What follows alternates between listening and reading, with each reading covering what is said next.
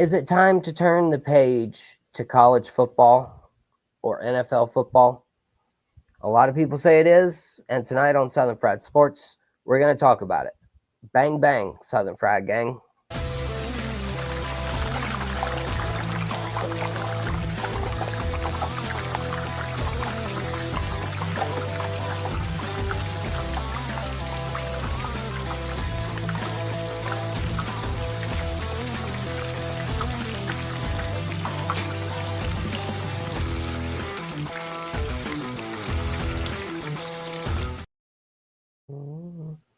And good evening, ladies and gentlemen. We've already got one person, two people over in the stream.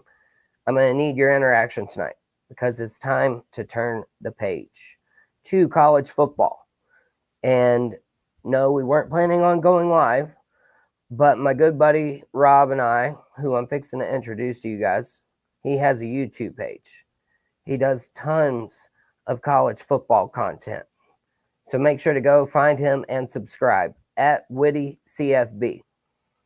We initially I thought we were doing a recording on his channel, but you know what? It turns out you get to see both of our beautiful faces live, and we're just going to have this conversation live. I think that's sometimes the best way to do it. Rob, what about you?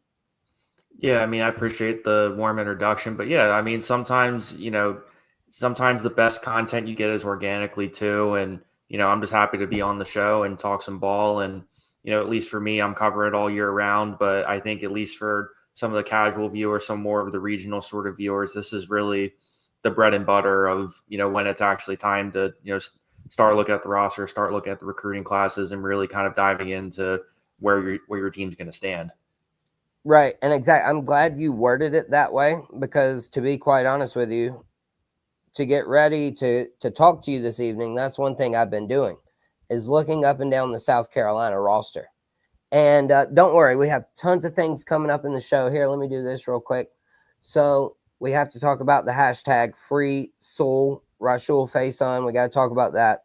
We're obviously going to talk Gamecock football. We've got some Florida football stuff coming up, SEC in general. We're going to try to do all of that in one quick content-packed show.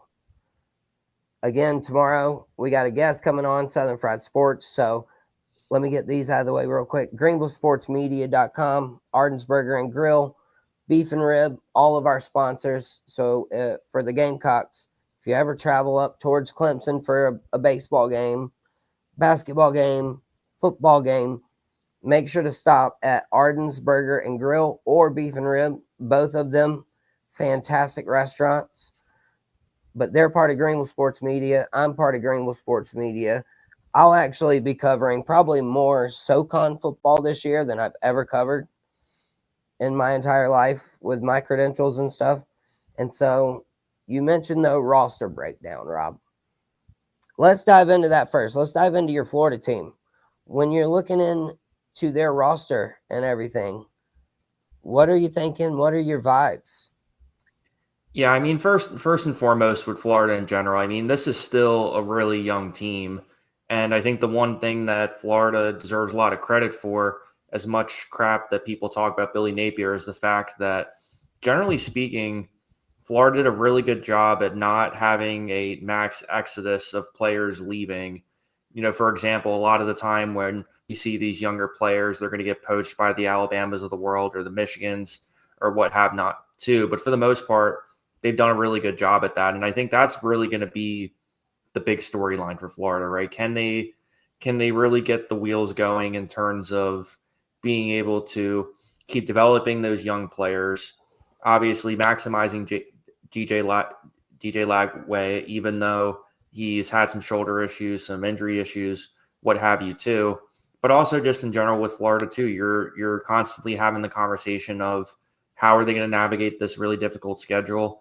And are they going to be able to build off of what they ultimately did last year? And, when I look at this roster, generally speaking, there's a lot to be optimistic about. Now, granted, they are still going to have to rely on a lot of these younger players, particularly I'm talking in the wide receiver room, a little bit on the offensive line. You have a great 1-2 punch between Jaden Bowe and Jacoby Jackson, who I think at least combined are going to easily have over 1,000 yards rushing, if not more. And I think they're going to be an even more critical component to Florida this year, and obviously a little bit less pressure off DJ Lagway. But generally speaking, the big question is going to be, how do they navigate this difficult schedule? Can they maximize the young players that they have? And most importantly, can they win on the road? Because if you really look at their schedule, they're going to have some games that they're going to have, like, for example, September 13th versus LSU. They're going to be traveling there. They're going to be traveling to College Station October 11th. And to me, if they really want to sit there, and I'm not saying I don't think they have to make the playoff. I don't think they're in that same sort of boat that South Carolina is, for example, but they have to be at a point where we need to be able to see that progression keeps going, because, obviously in this day and age, college football, if, you have a rough season or two, kids just transfer now, whether you like it or not.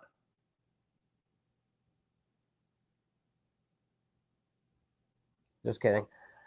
You said two very interesting things there about South Carolina and Florida and their schedule being very similar. And to me, South Carolina has a bunch of 50-50 games. We don't know where, you know what I mean? Like, we also have to go to LSU this year. And we had the dramatic, heartbreaking loss at home to them last year. There, to me, are still a lot of question marks, and we'll dive deeper into the roster. But that was one thing about Florida, though, that you mentioned, like, I feel you on the schedule. The one other thing I wanted to know about Florida is their head coach, Billy Napier. He was obviously on the hot seat last year. They had the hot finish. Momentum doesn't necessarily continue from year to year. You know what I mean? Everybody makes a big deal about winning your bowl game and carrying that momentum forward. Well, I mean, there's a lot of roster turnover there. I mean, every team is different. The bowl team is even different than the regular season team in a lot of ways. So I don't know that you can go that far saying it, but Billy Napier, though, is he able to carry that momentum? Can he do the best coaching job of his career again this year, Rob? What do you think? Yeah, because I mean, he's going into his fourth year, and just for a little context for people who don't, cover Florida as much as I do, I just want to briefly just kind of cover in the past 4 years where the recruiting classes are, just where they're ranked. 2025 this year, they're going to be 9th. 2024, they're 7th. 2023, they're 13th, and 2022, they're 18th. So I think there is a lot to say about how that their recruiting is consistently getting better and better. And I get a lot of schools, they don't necessarily have the luxury of having that recruiting class, whereas, some other schools such as South Carolina, for example, a lot of the times you have to rely on the transfer portal a lot more. But to answer your question, yeah, I think Billy Napier can get it done. I think what people are concerned about with Billy Napier, much like they were at Louisiana, or, even when he was briefly offensive coordinator at Clemson back in 2010, is, he does have a tendency to have some pretty conservative play calling. And when you have a guy like DJ Lagway, and you have a lot of these young receivers, such as Dallas Wilson, for example, you have Michael Stravadin is a guy who's well experienced. He's going to be coming in for UCLA, who's going to be a big target for him. And with that said, it kind of just makes you sit there and say, hey, can you maximize all these guys and kind of find that balance between, yeah, you're going to have to be more explosive and get these bigger plays, but you're also just going to get to a point where these quick little screen plays, the quick little crawl routes, they're just going to have to take more chances this year if they're going to get past that echelon of the 7 to 8 wins as opposed to 9-10 flirting with playoff contention type of thing that ultimately everyone here in Gainesville wants to see. Right. And I mean, honestly, it's really weird for me not to see Florida competing at that level. That was one thing that came to my mind as you were talking there, and I hate that the SEC got rid of divisions. That might be a whole other conversation for a whole other day. But I hate the fact that they got rid of that, because South Carolina and Florida were conference right. I mean, granted, we didn't beat them enough for it to really be a rival, but there was bad blood, and then we had the Spurrier connection there for a while. Well, thanks for taking Will Muschamp too from us too, though. I was completely against that Yeah.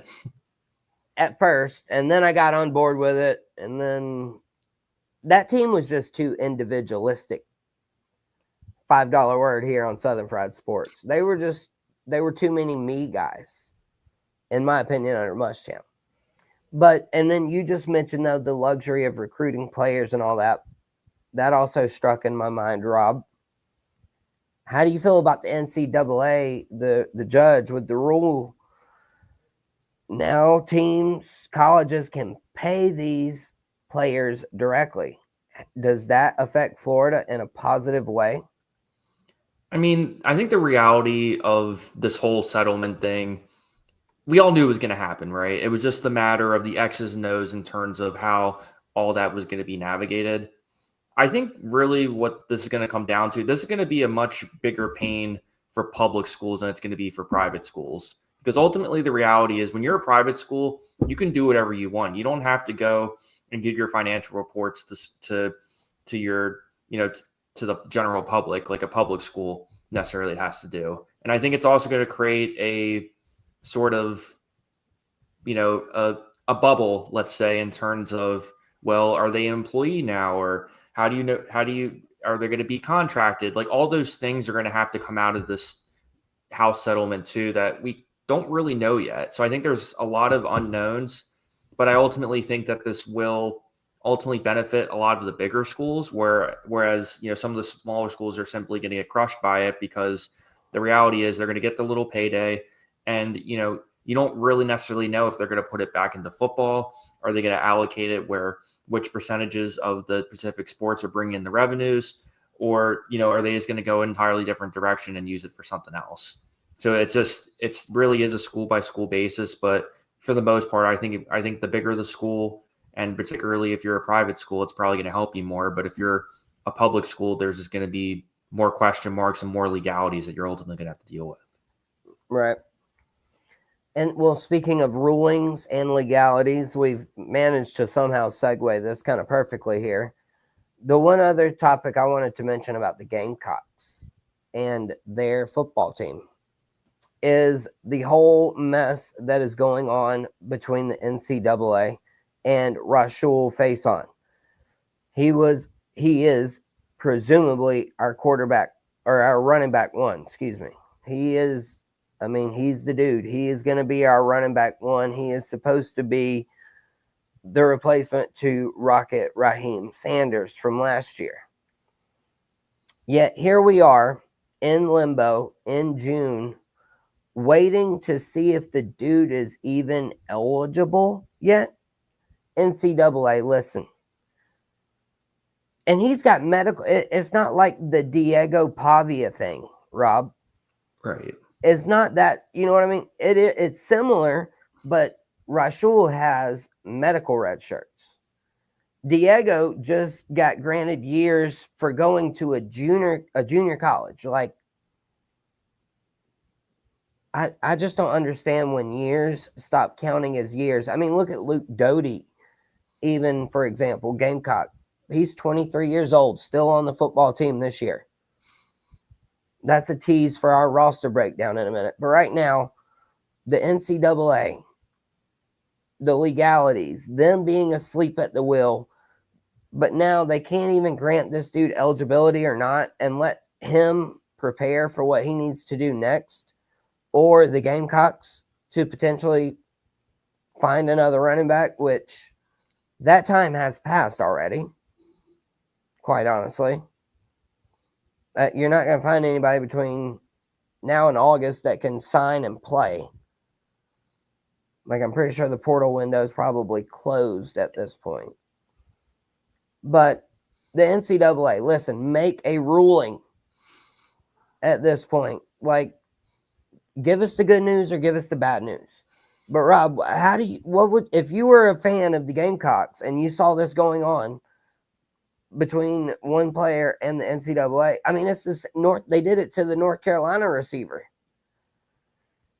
Yeah, eventually they resolve that though, right? I mean, I think it's one of those things where people know that the NCAA is essentially I compare it almost being to the vice president of the United States. It's more or less a title than it is actually having authority over anything. But like I said, they resolved the whole North Carolina wide receiver situation. They're going to resolve this with Faison too. And going off your point about him, I think if they do figure that out, which I ultimately think they are going to, I think this kid's really going to be a big deal. I mean, he's coming in from Utah State, had over 1,100 yards last year, averaging 5.6 yards a carry. If you can get him involved, I mean, that's really going to lessen the blow from having Rocket Sanders too, and especially when you have a guy like Lenore Sellers, who I think is going to be, at least in my opinion, a guy that we're going to be talking about in terms of the Heisman Trophy race. You really got to get all the weapons that you can around him and be able to just take as much pressure off him as you can, because I mean, I'll get to my take on Sellers in a little bit, but I do think they're ultimately going to resolve it though, because I mean it's just better for everybody if they do. Right. Yeah, and I mean now you've got a whole hashtag about it. And so, Rob, before we do move on to some roster breakdowns, you just teased that your thoughts on Sellers. So I'll tell you guys what I'm thinking about the roster breakdown for South Carolina. Rob will give you his Sellers take, and we're going to do some Gamecock talk. But before we switch it up, I got to give a shout out to a listener. Listen, if you comment on the show, you interact, we will read your comments. Don't forget to subscribe, Madcraft, at Witty CFB, WITTY CFB on YouTube. Y'all make sure to go give him a subscribe. But here you go, Rob. Here is your little rivalry from our chat. You got yourself a Canes fan down here. And he was talking about Miami earlier. He said, look at this. We got us a SEC quarterback. And he spells it all funny like. So I hope that gives you a giggle. And I said, but he lost his Miami Hurricanes girlfriend. Madcraft, though, goes on to say that the Gators hate to see a Category 5 coming ashore. Talking about his Hurricanes. He's got y'all winning only 2 games next year. My goodness, Madcraft, that is a lot of smoke to give to a new guest on Southern Fried Sports. I'm the Southern Fried gentleman, man. We got to be nice. He said, chomp, chomp, chomp on those apples. My goodness. And then he said, don't even get me started. So he came after me too, Rob. So don't take it personal. He said also, a chicken without a he said first, don't even get me started on a chicken. They can't even fly, which, yes, that is a rooster, also known as a chicken on my hat. A chicken without the spur. Oh my goodness. The chicken is much less intimidating and way more delicious. Oh my gosh. All right. So Madcraft's trying to fry both of us, Rob. What is your response to a Miami Hurricane fan to all that he had to say, especially the 2-win thing? I mean, hey, I get Miami, gave us a whooping last year, and hey, I'm all for that too. But at the end of the day, Miami's got questions of their own. I mean, Carson Beck, he's not going to have that much time to really be able to develop and see everything there and get ready for the season too. But I think there's going to be some question marks on that defensive side of the ball too. I get that they hired the guy from Minnesota, and primarily his background was, being a linebacker, was for the most part developing the linebacker room too. And I just don't think it's going to be as easy as everybody thinks for Miami. But I do think that Mario Cristobal is a phenomenal coach, and I would love to see them really make a run at the ACC and possibly take over and beat Clemson for that top spot. I think all of us would love to see a Miami resurgence. Just a matter of, can they put those pieces together? Honestly, Rob, to your point, I could say that the Miami Hurricanes, if they have a good season, compete for the ACC. That is literally the team that ruined Gamecocks more than anything last year, and we didn't even play Miami. Them losing to Syracuse that final week and allowing Clemson to get into the ACC championship game, that hurt the Gamecocks more than anything. So, Madcraft, you as a Miami fan, you can say that you'd ask for more wings let's see. He said, I'd ask for more wings, and that's a gold tier joke. He was talking about the chicken and all that. It is. That is gold tier, Matt Craft. And you know, have you seen the price of chicken wings lately, bro? I went to a restaurant the other day. It was 12 wings for $20. Yeah, that's why I just cook at home. Cook at home, my friend. Right? Bro, there ain't no way I'm paying that much for chicken wings. Unless I'm picking them at the grocery store myself, and I know they're Exactly. might not even be a chicken wing at that point. It might just be a chicken leg. Who knows? But yeah, we'll talk about anything here on Southern Fried Sports, and the conversation goes wherever. So, Rob, Florida, though, do you have any more about Florida before we move on to Gamecocks? Do you want to tie it a nice little bow? Or are you good? Did you have anything else that you need to tell fans about Florida football this year? I mean, I think the last thing I'll mention about Florida in general is the big question mark for them, aside from can they get the younger players together, aside from being able to win on the road, it's going to be on the defensive side of the ball.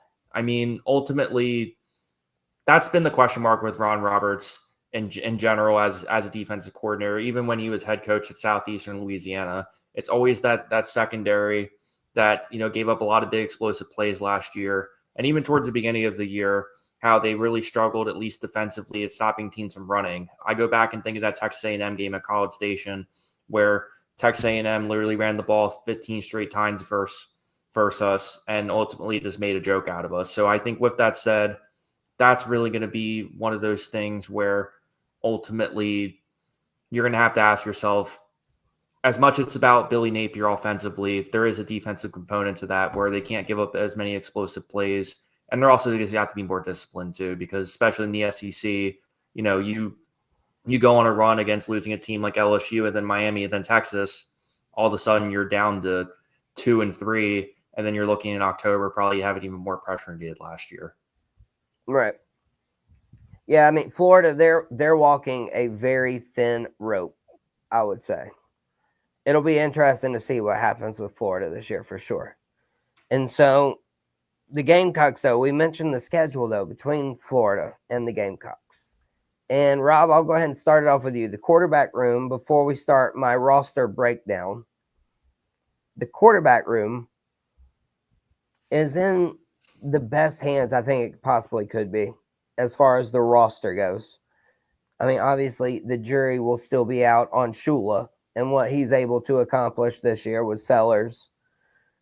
Also, we got Air Nolan, Cutter Woods.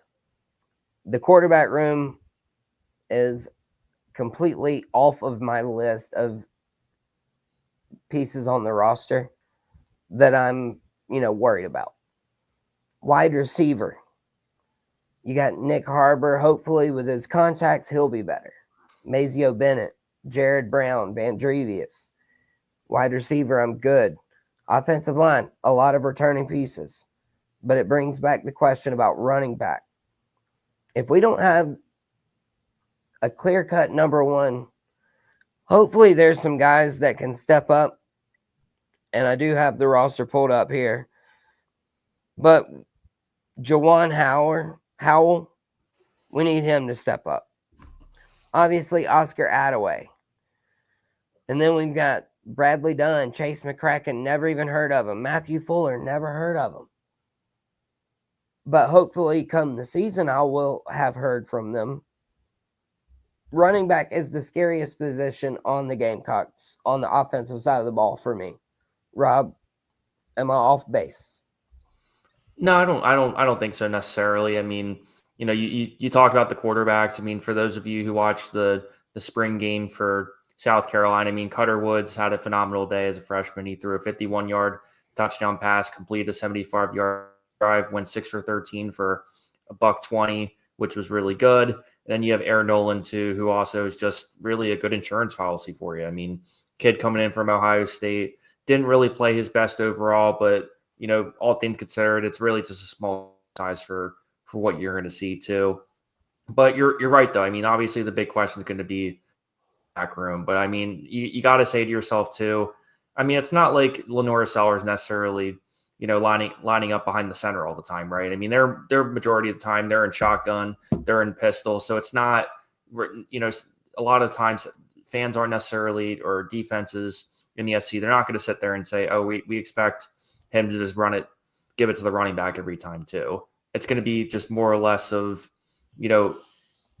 I think you just brought up a good point too. I think South Carolina's going to be even more balanced this year, and maybe even rely on the pass a little bit. I know I was kind of contradicting myself there, but yeah, I think that's really going to be kind of a different conversation too. Right. I think with Shula and having the effect of Sellers being able to run the ball, that helps the running backs.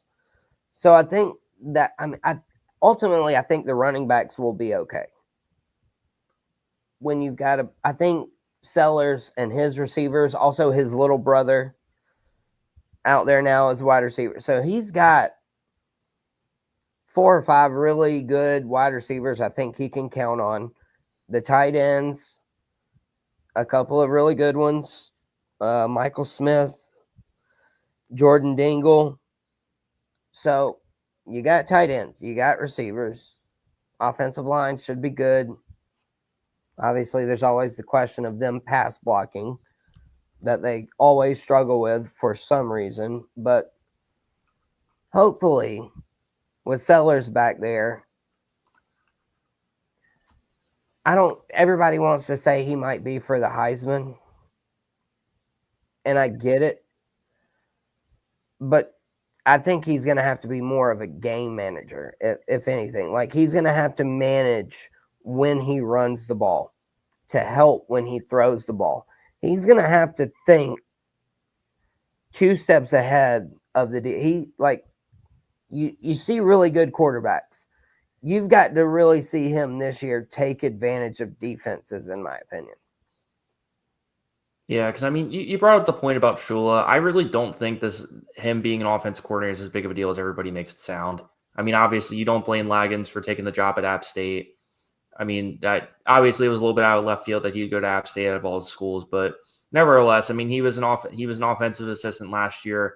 It's not like him and Sellers have never worked together, and also not to mention too that Mike Shula has worked with a ton of quarterbacks with a very similar skill set as Lenora Sellers. I mean, I go back and think of, Cam Newton when Mike Shula was a coordinator with the Carolina Panthers. And then, obviously he's worked with a number of quarterbacks, whether it's with the Giants, the Broncos, or even the Buffalo Bills with Josh Allen too. So, I mean, I think when you have a guy like that in your room, yeah, I think it probably is worth piping up Lenora Sellers in that way too.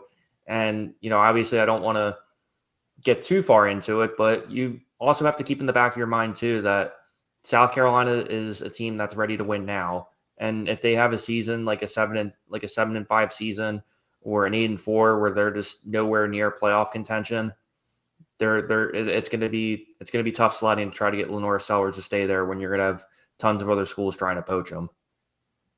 Right. Well, he's ultimately done after this year, I'm pretty sure.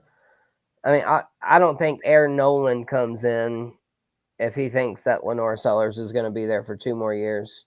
And so I think it'll be Aaron Nolan next year, and then Cutter Woods will probably come up after that. But I would also suspect, if things go well, that Lenore Sellers and Aaron Nolan are both out of here and on to the NFL in a couple of years. That's my hope as a fan. I'm not predicting that'll happen, but that is ultimately the goal. And then, speaking of goals, Brandon Siss, a defensive back, he said something the other day about his future and why he transferred to the Gamecocks. Let me get a few of these comments in here real quick, though, and then we'll talk about that. Madcraft said he fully and accepts your response. He said that was awesome. And then he wanted to know where he can find you. I sent it. So y'all can go hit Witty CFB up with a follow on YouTube right there at the bottom of your screen. I sent that message. And then regarding the conversation, Madcraft, I think Sellers gives you a top 5 SEC QB season. He is projected there and everything. I certainly hope so. Talking about the running backs, the queen of the cocks. He tells me to check out Matthew Fuller's film, the one I mentioned there in that roster breakdown. He's going to play and he's going to show out. I'm pretty sure I saw where it said something about him being a bruiser somewhere as well. So he's a big running back. Madcraft, he's laughing at you about the Gamecocks being ready to win now.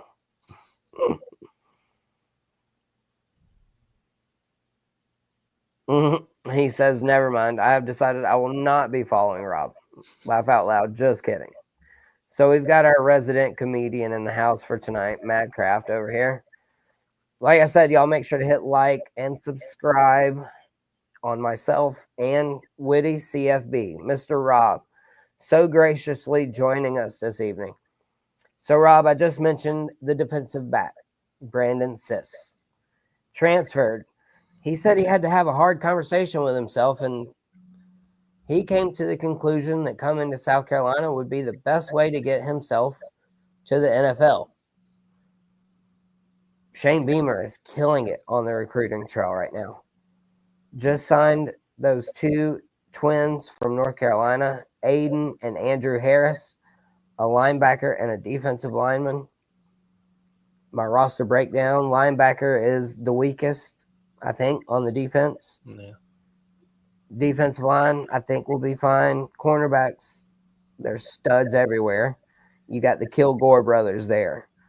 But recruiting and this player coming to South Carolina, Shane Beamer's got it cooking on the recruiting trail right now. Rob, wouldn't you agree?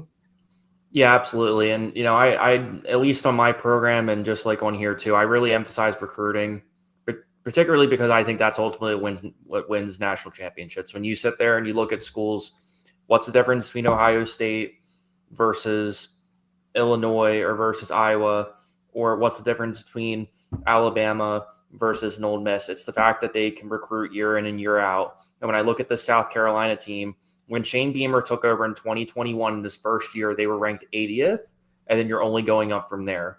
2022, you're 24th. 2023, you're 18th. 2024, you're again at 18th. And then you take a little bit of a step back, 2025 being 22nd, just to have that quick, progression of being now in the echelon of consistently being in the top 25 is really, phenomenal, and something that quite frankly definitely gets understated too. Now, granted, there's always going to be an NIL component, a transfer portal component, simply just because you're a Power 5 school. But at the same time too, Shane Beamer is a phenomenal recruiter, and, he gets it from his dad. And quite frankly, he's done a really good job there. And you also see it just how consistent they've been on the defense side of the ball too. I mean, Clayton White also going into his 5th season too, and they were the 12th in the nation in scoring defense. So they're doing something right on that side of the ball too. But I definitely agree with you that they're heading in the right direction in recruiting. They're only going to get better from there. And also defensively too. They're going to put a lot of pieces together. And ultimately too, it's just going to be a matter of, can those guys keep stepping up, and the guys that they brought in for the portal, are they going to be able to have that next man up kind of mentality? Right. And to that point about Shane Beamer and his recruiting and how he's been able to take it to this next level, when you hire a head coach, think about even how long it took Steve Spurrier at South Carolina. And so this might be a tease for my show tomorrow. My guest is a coach, and he wants to talk about how people yell about firing a head coach so quickly. We saw what happened from Mark Kingston to Paul Maneri.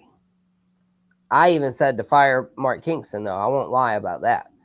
But you got to be careful what you wish for. Like, you literally never know what might come about with the next guy you hire. Can the next guy be better? But you've got to give them time. Steve Spurrier, he had time. Lou Holtz, time. Shane Beamer, they're giving him time. Lamont Paris, they're giving him time. I don't know how much time you can give Paul Maneri, to be honest. I mean, I was shocked that I don't get why you hire young innovative coaches for two sports and then go completely opposite thinking when hiring for a different sport. That makes no sense to me whatsoever. You know what I mean? Like Lamont Paris, Shane Beamer, like you normally want the young and up and coming like hot coach, right, Rob?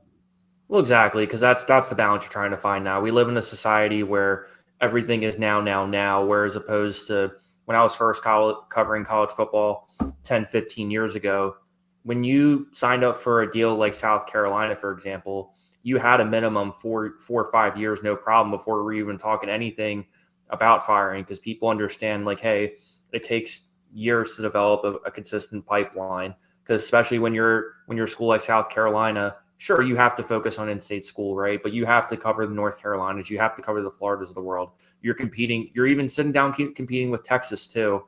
And everybody kind of wants to go for the next best thing when sometimes the best thing you have is just right in front of you too. And obviously too, when you have people talking crap online, you have conversations that are happening behind closed doors. It's all these different things that are ultimately kind of snowballing into things that ultimately you end up regretting, and also it just takes years and years back off your program, kind of like what ends up happening with Auburn. Even though I would have to agree that they had to fire Brian Hartson, it's just those kind of examples that end up just making it worse and worse and worse.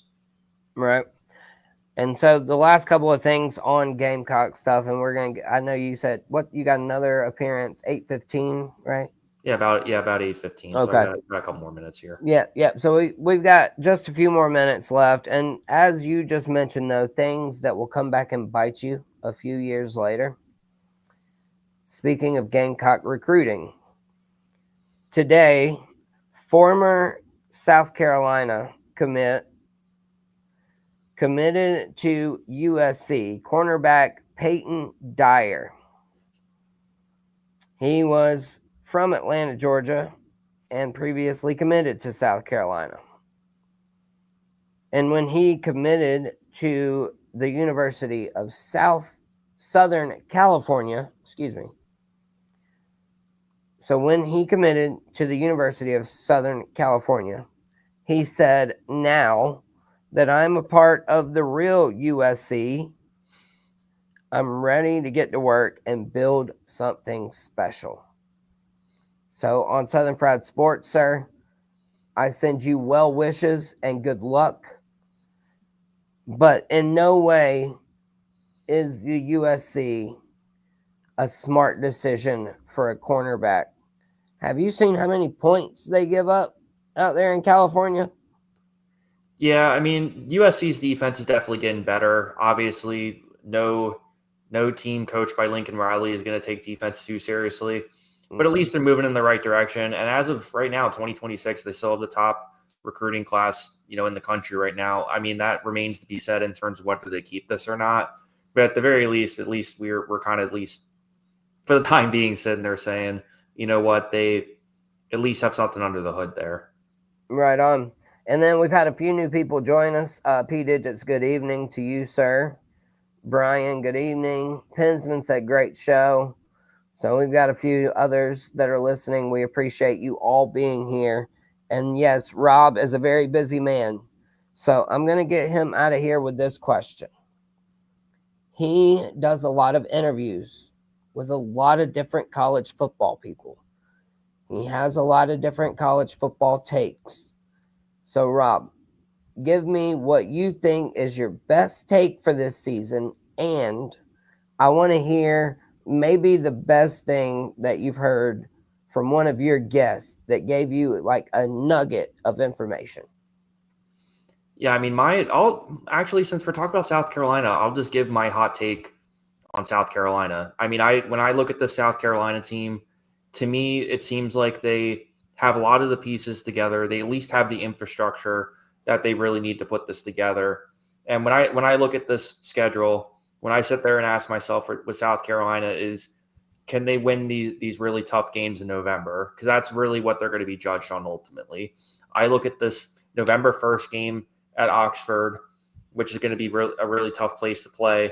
And also, I look at this November 15th game at College Station, too. And I think what really the big story is going to be for South Carolina is can they right the wrongs of last year? And what I mean by that is South Carolina had a perpetual problem of committing turnovers and just the absolute worst opportunities in the world. I mean, I go back to that Alabama game, for example, and I think to myself, if one or two things just happened a little bit differently, you definitely beat Alabama.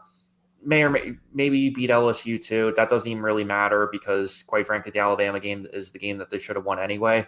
But if you ask me right now how South Carolina does, I wouldn't be surprised if we're sitting here talking about them being a 9-10 win team again. I mean, I think the games that you obviously worry about the LSU and you worry about Texas A&M. I think they're going to and obviously Clemson too, and whatnot too. But I would not be surprised right now, as it stands right now, if we're talking about South Carolina as a 10-win team and Lenora Sellers being in top three in Heisman. Right. Because I'm really high on this team. I think they have everything together, and it just feels, at least from what I've talked about people in terms of watching Gamecock football, it's a different energy, it's a different excitement. And this, quite frankly, this isn't the South Carolina of 10, 15 years ago. I mean, I think they're going to be well surpassing the success that they had with Steve Spurrier too. Right. Listen, so I hadn't even thought about mentioning this yet, but I did put Gamecock JD for the evening. I don't know if I'm pointing at the right one, but I did put Gamecock JD for the evening, and that was because I was going to try to show my fandom a little bit. And when I show my fandom and I hear things like Rob just said, all I can think in my mind is, I hope so. Gosh, I hope so. Man, I'm like, for that to happen, obviously, if South Carolina wins 10 games, it will be largely because of Lenora Sellers, without question. He will have, if they win 10 games, he will have had to have had a Heisman type season. Like, when we talk about the schedule, a lot of unknowns and stuff on defense. I don't like to judge too much until I see like actual team on the field in a game. But last year we saw Old Dominion that first week. Like, we almost lost to them. There's going to be every game almost, with the exception of like 3 or 4, I think, are literally 50-50 games. And if you don't have the ball bounced the right way, like Rob just said, if the ball bounces your way, you can talk a lot about those 50-50 games going a different direction. So I could see the Gamecocks winning 5 games. I could see them winning 10. Like, I don't know. I don't know, Rob. You know what I mean? Like, I'm stuck. Do you ever get that way? Yeah, every once in a while too. But to me, this just feels like a way too talented of a team to not really capitalize on what they have now too. And granted, I think the August 31st game versus Virginia Tech in Atlanta, by the way, I think is going to be a really big test for them in terms of it kind of having that week 0 sort of spot. Because I think if they can really put a whooping on Virginia Tech, and I mean a multiple score victory, and then you head to September 13th to play Vanderbilt. And if you take care of business versus Missouri, all of a sudden going into October 11th, you're looking red hot. Lenora Sellers is doing his thing. Sure, there's going to probably be, we'll probably know by then what teams are going to exploit in terms of South Carolina. But I mean, for the most part, though, at least from the outside looking in, there's way more reason to be optimistic than pessimistic about them. Right. And that's just me as a fan, y'all. I'm hesitant. I'll tell you what, I'm not a good crap talker. I tried it once in high school and got doubled off, and I was like, I'm just not talking crap. Anytime I've ever talked crap, it doesn't work. So, yeah, I'm not going to be like, yeah, Lenore Sellers to New York Heisman. No, And honestly, if I believed that, though, I would say it. But I don't believe it, so I'm not going to be, over here pumping lies. That's not what we do, is it, Rob? We don't pump lies. We just tell the truth. Gotta look at things for how they are, not how you want them to be. Exactly. We had a couple other people pop in: Gamecock Chuck, Mr. U, P Digits, all of you guys. So I tell you what, Rob, I told him you got to bounce. I'm going to stay live a little bit longer. I'm going to answer a few of their college questions if they send them in. But Rob, I hope you gained subscribers off of this. I hope you had a great time. I think we covered everything about it. Oh, the one more question. Yeah, go for it. Go. That's the encore. That's the encore. Everybody knows you get another one. I want to know the craziest SEC thing you've heard from someone this year, though. People you've interviewed. Give me their craziest take, their funniest thing they've said. Give me something that somebody said to you that had you going do what? I feel like I don't get a lot of those things. I really try not to entertain kind of the polarizing sort of comments where people just say crap just to try to get a subscriber or something. I really just try to cover college football for what I'm seeing, for what it is, and obviously talking to people who are covering specific programs and know a hell of a lot more than I do.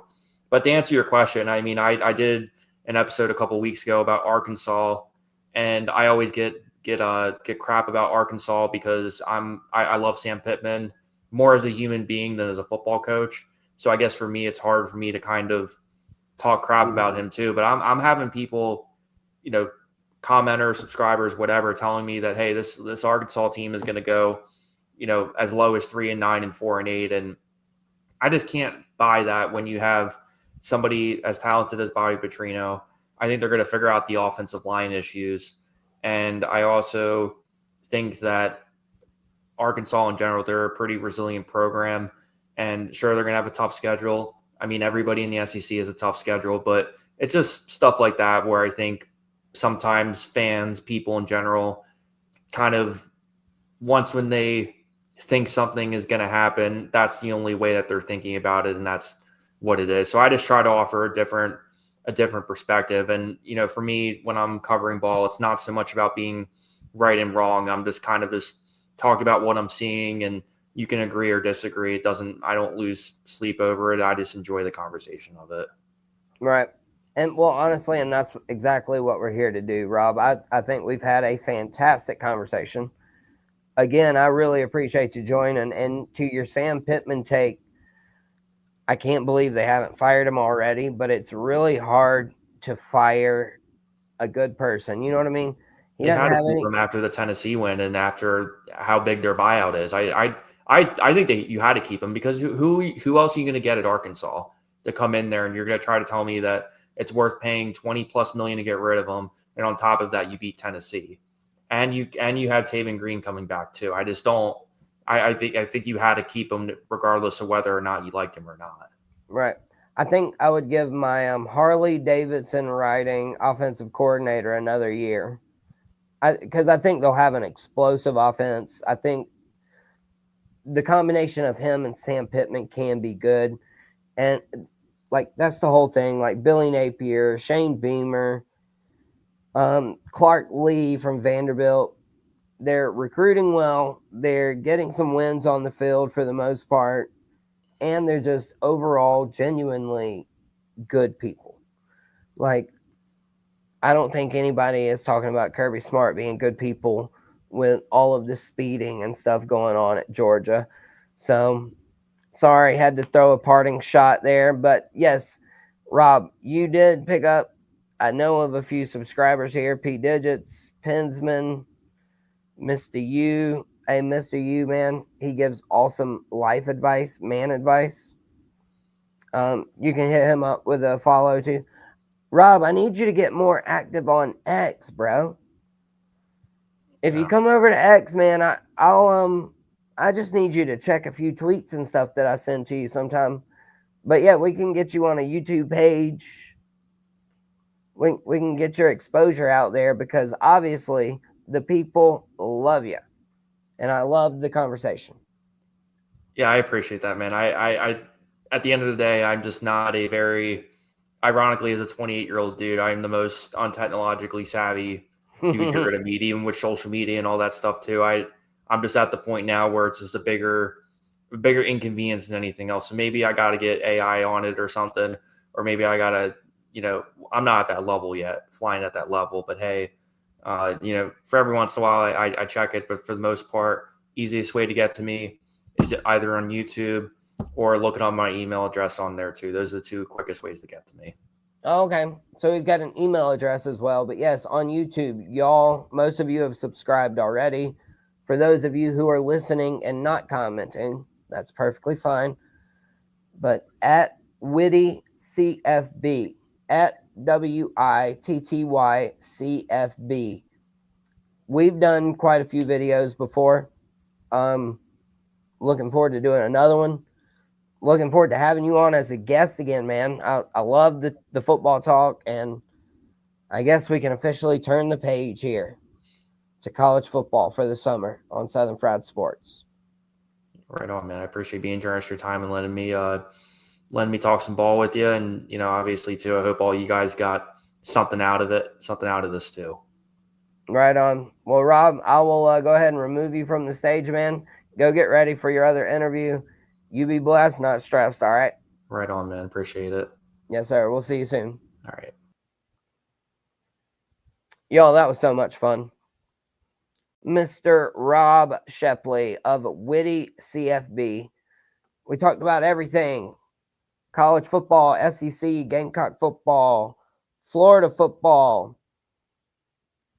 He trusts Billy Napier.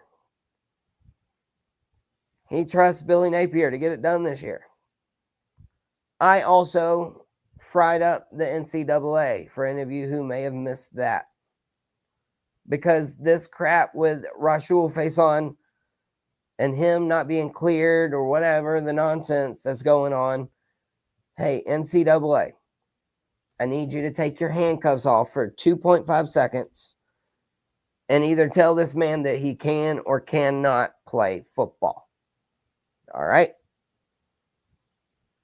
And so for any of you guys, do you have any issues with your teams? P. Digits, you got anything you want to say about Clemson? Gamecock Chuck, who's still contemplating a subscribe for Witty. Do you have anything to add about Gamecock football? Mr. U, he subscribed as well. And he asked for predictions for the Bama game. Mr. U, it's just like I said earlier in the show, man. It's all like 50-50 games for the Gamecocks this year.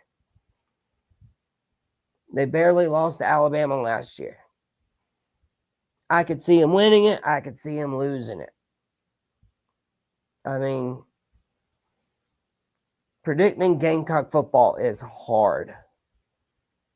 They can win 9 games one year, 5 the next.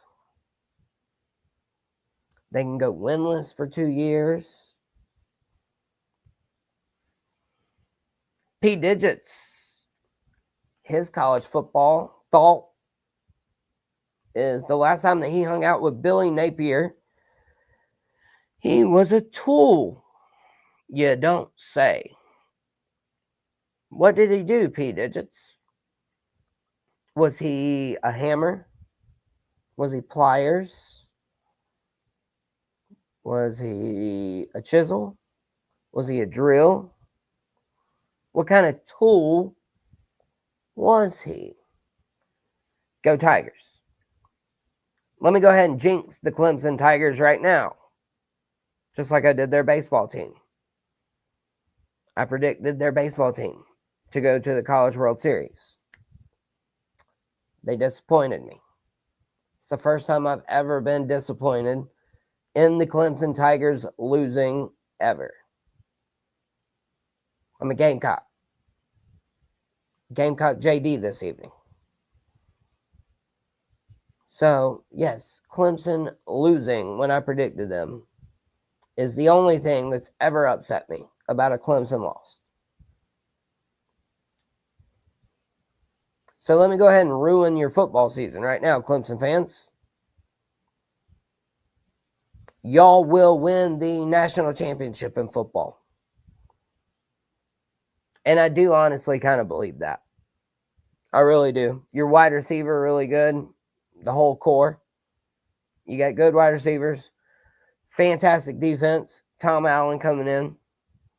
Cade Klubnik, potential Heisman candidate. You play in the ACC.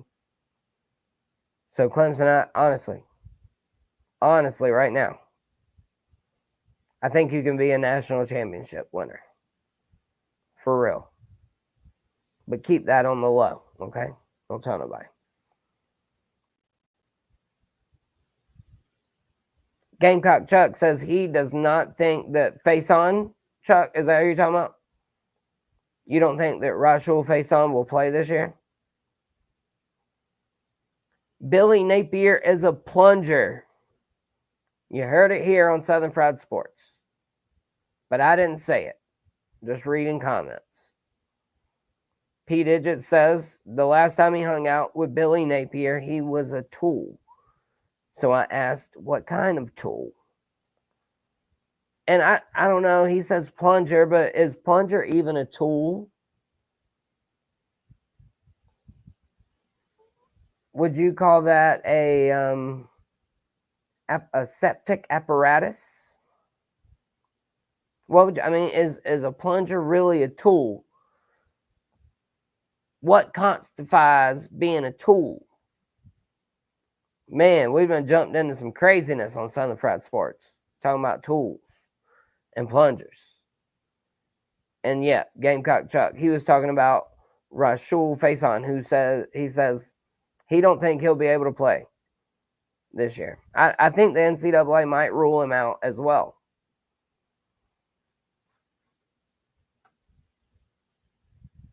P. Digits ask, how is a plunger not a tool? I mean, I guess in the very most generic description of the word tool, yes. Yes.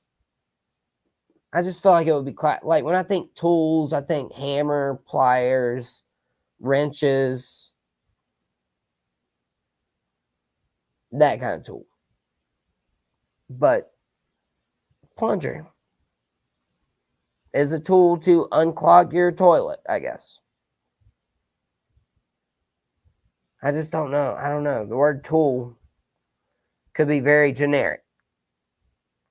We'll just have to put a picture of Billy Napier beside it, according to you, P. Digits.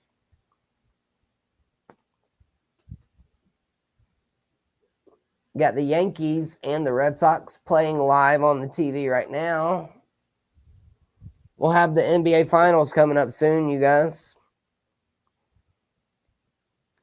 Listen, this show was mainly just about me and Rob of Witty CFB chatting it up and talking it up about college football, the Gamecocks and everything. So I'm going to slide on out of here, okay, y'all? Make sure to check out GreenvilleSportsMedia.com. If you ever come up Clemson Way, Arden's Burger and Grill, Beef and Rib, make sure to hit like, follow, share, subscribe. Tell a friend. Hold a friend's hand. Hug a friend. Be nice to one another, dang it. We'll see you again soon on Southern Fried Sports tomorrow. Got another guest, former swimming coach. Should be a fantastic conversation. Who knows what we're going to get into. But I hope that y'all are blessed, not stressed. Just be kind. And we'll see y'all tomorrow, 8:30 p.m. Good night, everybody.